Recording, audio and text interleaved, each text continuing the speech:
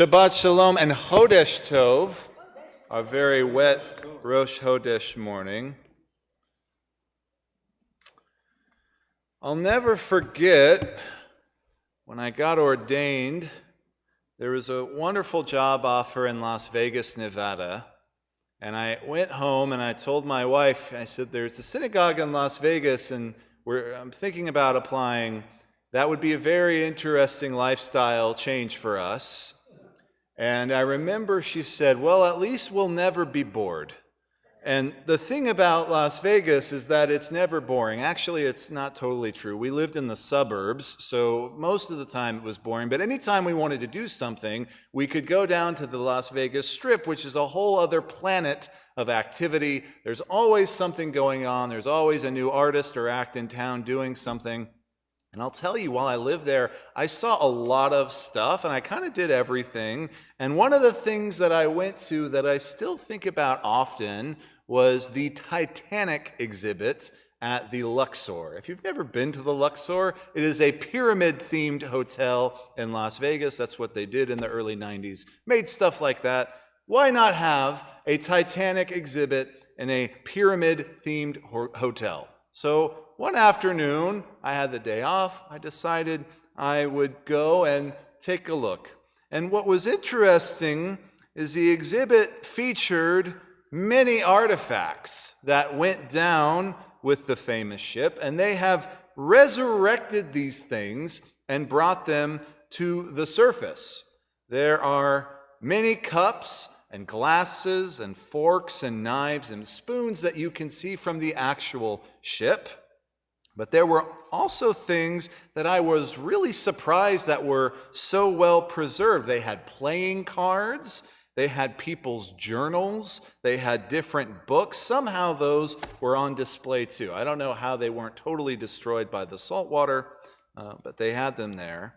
And I have to say, while I was touring this Titanic exhibit in the pyramid-themed hotel, part of me felt somewhat confused about the morality of what I was doing. Some of the items that I was looking at came from individuals who had died tragically, and these people did not sign up to be exhibits in an attraction at a pyramid-themed casino in Las Vegas. They just thought they were going aboard a ship to take a journey.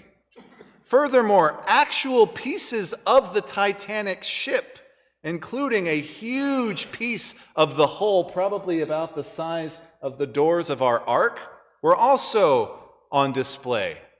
And I didn't know if displaying that was respectful to the victims of this disaster or not.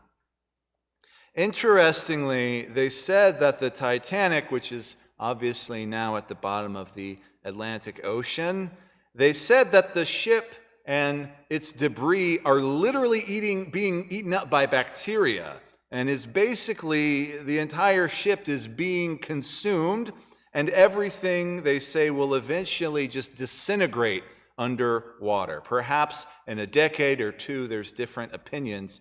So they say it's important to salvage these materials so we can learn as much as we can about this terrible accident so that we can prevent future disasters like this from occurring in the future. Now, I don't know if I buy into that line of thinking totally, but it made me feel better in the moment. And I want to use what I learned at that exhibit to teach you a little bit of Torah this morning. And so something can come out of this terrible tragedy that happened in 1912. Now, I've talked before about how when you're a rabbi, you can't help but look at the world through a Torah lens. And I also believe that some things are just meant to be. So earlier this week, you might have heard me mention that I was visiting a friend of mine who's a rabbi in Chattanooga, Tennessee. And one of the interesting things about driving around in Tennessee is that you get very different billboards than you do in other parts of the country. And we were driving on the highway and I saw an enormous billboard that said, "Noah's Ark has been found." Really? Yes, according to this billboard that had a very interesting grainy photograph, Noah's Ark has been found in Turkey. Turkey of all places.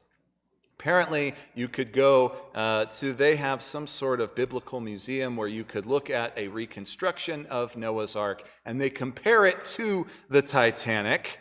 And so I thought this was ironic, seeing this at the same week that we read Parshat Noah. And so I did a little bit of research. There are people who make these diagrams on the internet of how Noah's Ark would compare to the ships like the Titanic or even a modern-day cruise ship. And I want to focus on another similarity between these two stories that I hadn't noticed before, the Titanic and Noah's Ark. I didn't notice this until I reread the Parsha the other day. Obviously, the story begins with God being displeased with the evil that human beings are engaging in. And then we're told that God found favor with Noah. And then very quickly, God begins telling Noah the plan of flooding the earth and giving him instructions on how to build this ark. What was interesting to me was that while I read the dialogue from the Torah, this conversation is completely one-sided. God outlines kind of a very gruesome plan to drown every breathing creature on earth, from animals to infants. And Noah doesn't say a word in reply. Noah doesn't object. Noah doesn't try to talk God out of it. Noah's just complicit in the whole thing and passively agrees to take part in this whole very, very interesting procedure. Now, I've been told this story since I was a child, but now reading it as a Jewish adult, and furthermore as a rabbi, it's seemingly out of place in our tradition because Noah, whose name translates as easygoing, Noah doesn't make a fuss at all. He's not like Avraham, who argues with God when God tries to destroy Sodom and Gomorrah. He's not like Jacob, who wrestles with God or some godlike creature all night until the morning. Noah just nods his head and goes along with it, which makes me wonder two things. Number one, what would have happened if the one person on the earth that God found favor with, what would have happened if he tried to negotiate with God?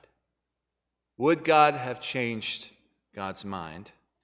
And number two, since Noah was complicit in this whole drowning scheme, does he also have blood on his hands because he didn't speak up? These questions must have been on my mind because I've been thinking about the Titanic exhibit all week. Because during my time there and afterwards, like I mentioned, I did some subsequent research on this disaster. I learned that while it's true that the reason the Titanic sank was because it hit an iceberg, in reality there were a number of mishaps that led up to the sinking of the Titanic that perhaps if someone had spoken up during these events, this horrible tragedy could have been avoided. Now, what am I referring to? Well, for starters, the crew responsible for being lookouts on the nights of the Titanic disaster were doing so without the aid of binoculars. It turns out that we now know the binoculars that the lookouts should have been using were locked in a cabinet, and the only officer who had the key to the cabinet was relieved of his duty shortly before the Titanic launched for New York. Purportedly, nobody spoke up and told the captain about this, so they just continued forward using their naked eyesight to look out at the ocean. Additionally, days before the Titanic made its maiden voyage, J. Bruce Ismay, heir to the prominent British White Star Line shipping company, and the man who essentially owned the Titanic, he said he wanted only 20 lifeboats aboard the ship, because although it could accommodate 64 lifeboats, this would have been enough for everyone on the ship to utilize safely. This is true. He thought that all of those lifeboats cluttered the ship's deck and obscured the nice view. None of his subordinates dared to speak up against him. Furthermore, we found out, or now we know, that the Titanic was traveling way faster than it was designed for. It was 22 knots in an ice field because White Star Lines wanted to make up for lost time.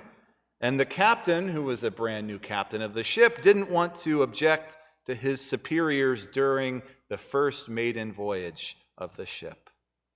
And lastly, although the Titanic received multiple warnings about icebergs in the northern Atlantic over the wireless Morse code system, the last and most specific warning was not passed along by the radio operator to the captain because it didn't carry the prefix MSG, or Master's Servicegram.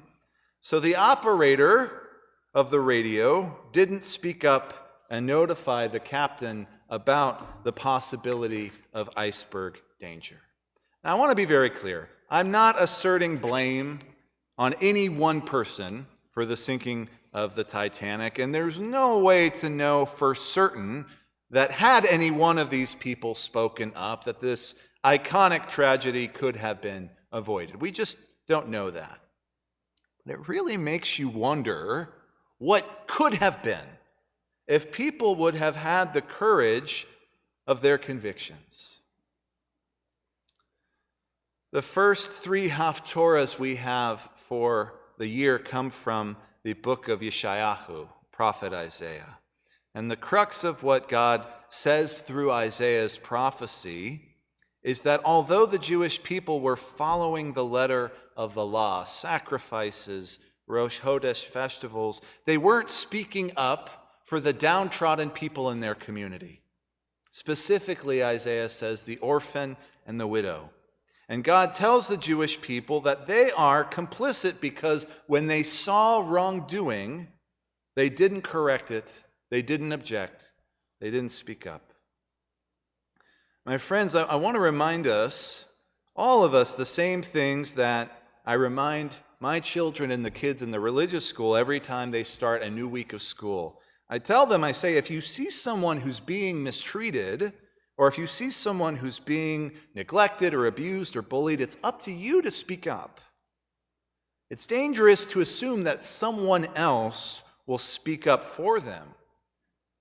It's up to each of us individually to take responsibility and to help, not just as Jews, but as righteous human beings. I want to end by quoting one of the last living survivors of the Titanic. This was a Jewish woman by the name of Eva Hart, and she was just 7 years old when she boarded the Titanic with her parents.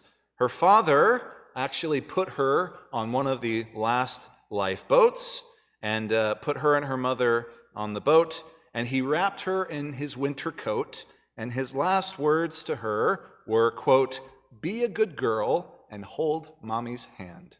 So she was one of the last survivors. She gave several extensive interviews, and she said that her father was never found, but she and her mother survived, and she lived to be an old woman. This is one of the last things she said in her interview. She said, quote, "The sinking of the Titanic was a testament to mankind's arrogance. To say that a vessel built by people was unsinkable and not to equip it with enough lifeboats was pure vanity." Friends, my prayer for us this Shabbat is that perhaps the story of Noah and the story of the Titanic will help inspire us to overcome our own arrogance. Perhaps it will inspire us to speak up for what is right and to condemn the things that are wrong. Because if we don't, we too could go down with the ship. Shabbat Shalom. Shabbat Shalom.